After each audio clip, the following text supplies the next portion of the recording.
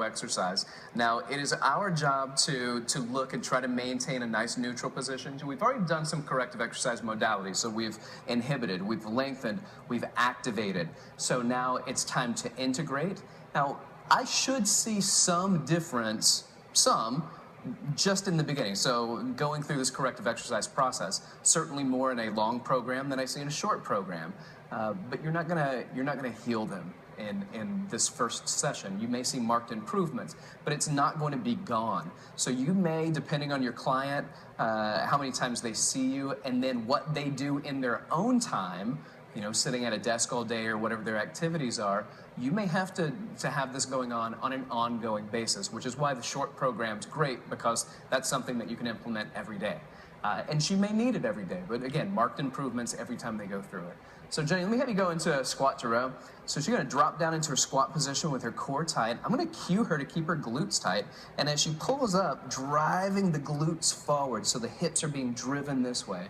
Go ahead and lower down into that squat again, lower, just like we did on the bridge. I'm grabbing your hips and pulling up. Good, lower down. And again, to give you that visual cue, I'm grabbing your hips and pulling up. Nice. Now, as she does this, driving the hips forward, squeezing the glutes, I'm already seeing a left curve here in the lower back. So look right here. This is our point of reference in the low back. What I also want to be careful of is she's doing a row. So as she rows back, I want to make sure that her upper body is in good position.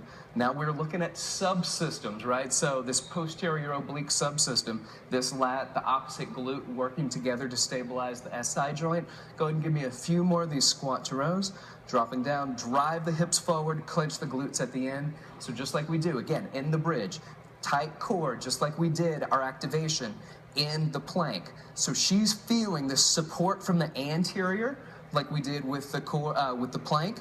She's feeling the support from the posterior from our bridge exercise, and she's got more range of motion to be able to control that. Tissue's not fighting against her as much to be able to control that. So she got a nice integrated exercise where her movement patterns are starting to get smoother and smoother and smoother. Again, she can lean back a little bit because the band is pulling her forward, and that leaning back makes her she doesn't have to go into as much dorsiflexion, which again, if we did a little more work with the dorsiflexion, then that could also help with some of the issues that we're seeing here. So this is our integrated exercise that we're putting together, a squat to row for the anterior tilt and the excessive arch of the lumbar spine.